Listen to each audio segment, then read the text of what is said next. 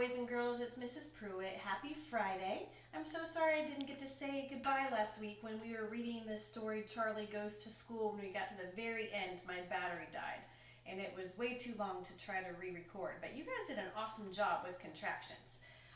Your teachers and your parents shared some of your ideas with you, and then I got to see some of our first grade students' contractions because they posted them online for us to see. So you did a great job. You found the word it's, which means it is. And many of you found the word aren't, which we talked about, which means are not. And then you found some new ones that I didn't teach you. Some of you found the words I'm, which is I am. They took out the letter A and replaced it with an apostrophe. And a few of you discovered the word I've been a good girl, which means I have. And they took out the letters H and A and replaced those two letters with an apostrophe to create the contraction I've. So awesome job with that. And real quick before we get started with today's lesson, I want you to go back 2 weeks ago when we did this awesome book called The Lion and the Little Red Bird. And we talked about similes, when you compare something using the words like or as. And I used an example of my daughter's hair, and I was telling you how curly her hair was. And that I thought that it was as curly as the French fries at Arby's. They actually have French fries at that fast food restaurant called Curly Fries. And guess what? We have a special visitor today. Alara is here right now. Come on over, Alara, to show us her amazing curly fries curls in her hair. So I am going to quickly grab 1 or 2 of her curls, and I'm just going to show you how fun they are. Now, she usually wears her hair down. Look at that. Boing, boing, boing.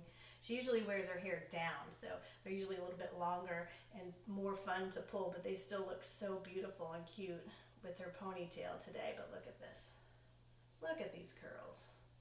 Can you guys think of another simile? Can you compare these curls to something else? What do they remind you of? Be thinking about that. Thank you so much, Alara, for coming over and demonstrating those amazing curls. So keep thinking about those similes and be searching for those contractions. And today we are going to read a book that my students love. They've already heard this book.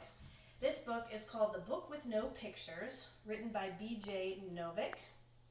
And it's their lucky day because my students love this book. They also love when I wear my hair in a ponytail with dangly earrings. They know I love dangly earrings. They like to listen to them and watch them move when I'm teaching. So hopefully today is a super fun Friday read aloud day for my students. And I just want you all to know that I miss you so much. I wish I could be reading to you in person. So before I get started with this book today, I want to let you know what our lesson for today is, our topic. And we're going to be talking about something called homophones. And homophones are words that are spelled the same, that are spelled differently, but you say them the same. Okay? So if we look at this word right here, the word no, all right, that just means no. No, you can't have another snack. But there's also another kind of no, like, do you know the answer? Or do you know what that boy's name is? And they sound, like I said, exactly the same, but they're spelled differently and they have different meanings, okay? So when I got this book to read to you guys, immediately there's a funny word in this book that I was like, oh, how can I make that funny word a teachable moment, which we're going to talk about in a second. But then I noticed that there were other homophones in here that were great to go along with my lesson. So no and no. Another example in this story, and they don't have both the words in here, but you might see one of these words. So I want you to be thinking about which ant they're talking about when you're reading the story, because there are 2 different ants. This is the ant, the bug, that crawls on the ground. This is the ant that is a part of your family. So for example, my kids, Marlon and Alara, they have an Aunt Bridget, who is my sister, and they have an Aunt Verna, who is my husband Philip's sister. Okay? So a lot of times you'll see this A capitalized if it's followed by somebody's name, because that's a proper noun, like Aunt Bridget or Aunt Verna. Okay? So you might see one of these words in the story, and I want you to be thinking about which one it is. Is it a person or is it a bug? Another example I want to share with you always makes our first grade students giggle. We have the words but and butt. One is spelled with one T and the other is spelled with two T's. Now, what I'm sitting on right now is my butt. Some of you probably call it your bottom, or somebody might say to you, sit on your tush. They're all different nicknames for it. But the one that has two T's is that kind of butt. And this kind of butt means there's like a contrast or a difference. Like I was going to go to the mall, but then I changed my mind and now I'm going to go to the movies. Okay? So I want you to be listening during our story today for the word but and try to decide, is it this one or is it this one? And be looking for these examples in the book as well to determine what they might mean. Now, there's some other ones in this story also. I wrote down a few. You might hear the word hole. So I want you to talk to your parents. What are the two different types of holes and how are they spelled? You might hear or see the word wait. There's one that means stop, wait, don't go anywhere. And there's another one when you go to the doctor, they have to get your height, how tall are you, and your weight, how much do you weigh? Or you might lift some weights like we do here at our house to stay healthy and strong. You might see different types of to, like I'm going to go to the mall. Or my little dog is 2 years old. Or, oh, I had too much to eat.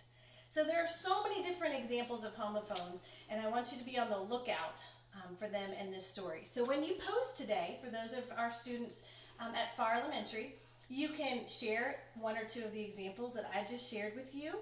The ones that I told you about, you can be telling me which type it was.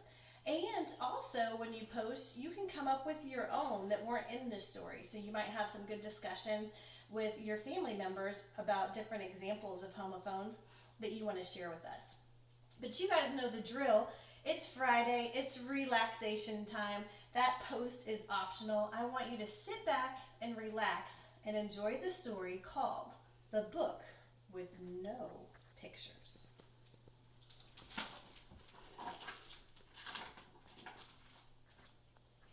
This is a book with no pictures. It might seem like no fun to have someone read you a book with no pictures.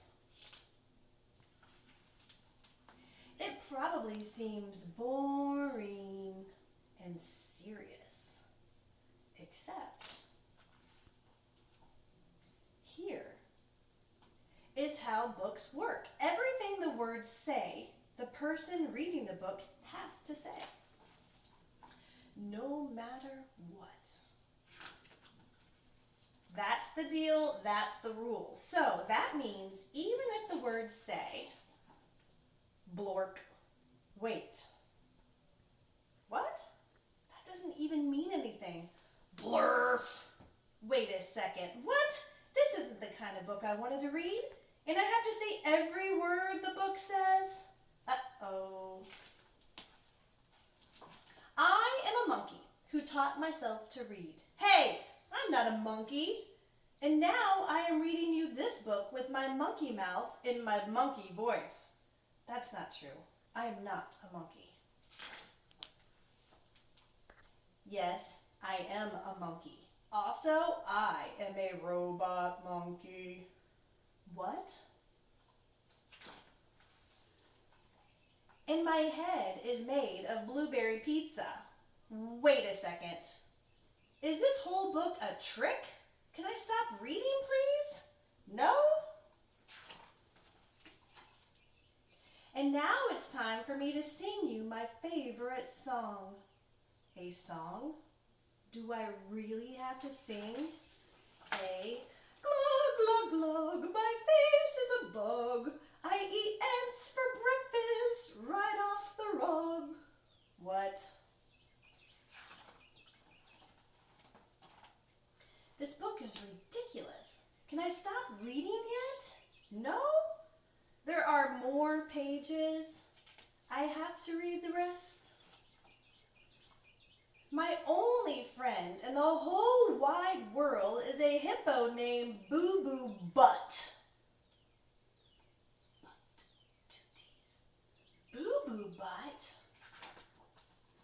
And also, the kid that I'm reading this book to is the best kid ever. That's you. In the history of the entire world. Oh, really? And this kid is the smartest kid too. Because this kid chose this book even though it had no pictures. Because kids know. This is the book that makes grown-ups have to say silly things. And make silly sounds. Like, oh no, here it comes. Glurf, kawakama, grum, fadu, ay, eep, blaggity, blaggity, glibbity, gloppity, glibbity, glibbity, beep, beep, badungi, face. Oh my goodness. Please don't ever make me read this book again. It is so silly. In fact, it is completely and utterly preposterous. Next time, please, please, please, please choose a book with pictures, please. Because this is just too ridiculous to read. The end. Bonk. I didn't have to say that. And that's the end of the book with no pictures. Boys and girls, I hope you enjoyed our read aloud today, and I hope you discovered lots of examples or heard examples of homophones that you could share on our post. I can't wait to look at your answers. I can't wait to be with you again next week. And I do want to say one thing to you before we leave. Some kids really do pick books that just have pictures, and that's okay because pictures are awesome to look at. But you don't have to have pictures for a book to be awesome. And I want you to remember that because some of you are becoming such good readers that you are ready for those chapter books and those more challenging books that have fewer pictures on them and more words. And I want to encourage you to not be scared to read those books because you have your imagination. And like the book said, you guys are like the smartest kids in the world. And you can use your imagination and you can visualize what's happening and not rely on those pictures as much as you're getting older. So, there you go. Happy Friday. Enjoy your weekend, and I'll see you next week. Bye.